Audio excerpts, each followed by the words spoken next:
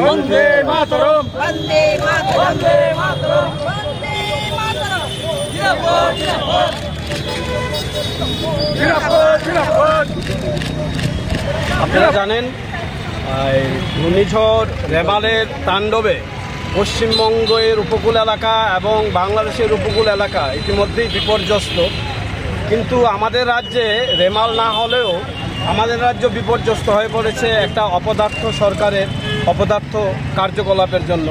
আমাদের এখানে একটা রেমালের ঝাপটা এসেছে, সত্যিকারের রেমাল যদি আসতো তাহলে কি অবস্থা হতো আমরা জানি না। একটা অপদার্থ বিদ্যুৎ মন্ত্রী আমাদের আছেন, যে বিদ্যুৎ দপ্তর আগে থেকে কোনো ব্যবস্থাই নেয়নি। এখন বলছে, কালকে আমরা দেখলাম শীততাপ নিয়ন্ত্রিত কক্ষে বসে উনি সাংবাদিক সম্মেলন করেছেন, করে বলেছেন যে ঝড়ে গাছের ডাল পড়ে গেছে, তাই ইদানিং কিছুদিন এই কষ্ট করতে হবে। এই বিদ্যুৎ পরিষেবা শুরু হতে আরও কিছুদিন লাগবে। ঝড়ে যদি ডালপালা না পড়ে, ঝড়ে কি মাছের পোনা পড়বে? ঝড়ে তো ডালপালাই পড়বে। তো ঝড়ে ডালপালা পড়বে, তার ব্যবস্থা নেওয়ার জন্যই তো ইমার্জেন্সি টিম রাখতে হবে। সেই ইমার্জেন্সি টিম কোথায়? আমরা সেটা দেখতে পাচ্ছি না। কিছুদিন পর পর বিদ্যুতের বিল বাড়ানো হয়, বিদ্যুতের শুল্ক বাড়ানো হয়। কেন সেটা বাড়ানো হয়? কারণ ভালো পরিষেবা দেওয়ার জন্য। যে ইলেকট্রিসিটি রেগুলেটরি বিল আছে, যে রুলস আছে, সেটা অনুযায়ী বিদ্যুতের দাম 1 টাকাও আপনি বাড়াতে পারবেন না। শুধু এটা পরিষেবা ভালো করার জন্য দাম বাড়াতে পারবে। সেই পরিষেবা ভালো করার জন্য যদি দাম বাড়িয়ে থাকে, কোথায় সে পরিষেবা? আমরা কি দেখতে পাচ্ছি?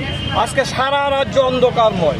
সারা রাজ্যে, গোটা রাজ্য জুড়ে অন্ধকার একটা কায়েম করে নিয়েছে। এখানে প্রাকৃতিক কাজের জন্য যে জল, সেটা পর্যন্ত তুলতে পারছে না। স্নান খাওয়া সব বন্ধ হয়ে রয়েছে, মোবাইল ইন্টারনেট বন্ধ হয়ে রয়েছে, সমস্ত কিছু বন্ধ হয়ে রয়েছে। অন্ধকার গোটা গ্রাম ত্রিপুরা, এমনকি শহরেও আপনারা দেখছেন বিভিন্ন এলাকা, বিভিন্ন জায়গায় কারেন্ট নেই, কোনো বিদ্যুৎ নেই। বিদ্যুতের অভাবে জল তুলতে পারছেন না মানুষ, কাজ করতে পারছেন না মানুষ, ইন্টারনেট চলছে না। মনে হচ্ছে এক অন্ধকার যুগে আমরা এসে দাঁড়িয়েছি। এ কেমন অপদার্থ বিদ্যুৎ মন্ত্রী! এই বিদ্যুৎ মন্ত্রী যখন শিক্ষামন্ত্রী ছিলেন, তখন শিক্ষাটাকে 12টা বাজিয়েছেন।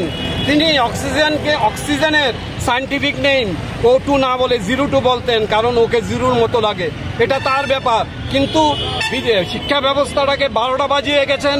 বিদ্যার জ্যোতি যে রেজাল্ট আমরা দেখেছি, তারই মস্তিষ্ক প্রসূত এবং তার সঙ্গে কিছু আমলা যোগ হয়ে তার বিরুদ্ধে অনেক করাপশান আছে, করাপশানের অভিযোগ আছে। পাশাপাশি এবার আমরা দেখলাম উনি বিদ্যুৎ মন্ত্রী হয়ে সম্পূর্ণ ব্যর্থ একজন মন্ত্রী, কোনো কিছুই সামলাতে পারছেন না। দুদিন পরে পরে তিনি শুধু বলছেন যে কিছু ঠিক করে নেবেন, সব কিছু ঠিক করে নেবেন। আমরা জানতে চাই কবে উনি পদত্যাগ করবেন, কবে আমাদের রাজ্য এই শনির গ্রাস থেকে মুক্ত হবে। আমরা প্রদেশ কংগ্রেসের তরফ থেকে, প্রদেশ কংগ্রেসের প্রতিটি শাখা সংগঠনের তরফ থেকে দাবি করছি, আজকের মধ্যেই উনি পদত্যাগ করুক, নতুবা আমরা এক বৃহত্তর আন্দোলনে যাব। একটা ভালো মেসেজ দিন, কারণ আপনি ইতিমধ্যেই সবার কাছে একজন অপদার্থ, এমনকি আমাদের নেতৃত্ব বলেছেন একজন সাইকো নেতা, সাইকো মন্ত্রী হিসাবে আপনি চিহ্নিত হয়ে গেছেন। আপনি জিপ গাড়ির পেছনে দাঁড়িয়ে নাচতে পারেন, বাইকের পেছনে দাঁড়িয়ে নাচতে পারেন, অথচ বিদ্যুৎ মন্ত্রী হিসাবে কি কি করণীয় সেটা আপনি কিছু করতে পারেন না। তার জন্য আমরা চাইছি অবিলম্বে বিদ্যুৎ পরিষেবা ভালো হোক। রাজ্যের মুখ্যমন্ত্রীর কাছেও আবেদন করছি, যিনি নাকি ইদানিং নাকি ব্যস্ত তার দলের প্রচারে বাইরে ঘরে। আমরা চাই আমাদের রাজ্যটা আবার সেই স্বর্ণময় রাজ্যে ফিরে আসুক, যেটা আমরা 4 তারিখের রেজাল্টেই আশা করি দেখতে পাবো। একটা সুদিন আসছে এবং সেই কথা বলে ওনার পদত্যাগ চেয়ে, অবিলম্বে পদত্যাগ চেয়ে আমরা এক বিক্ষোভ মিছিলে সামিল হয়েছি। আশা করি রাজ্যের সমস্ত জনগণ আমাদের সমর্থন জানাবেন এবং আমাদের সঙ্গ দেবেন।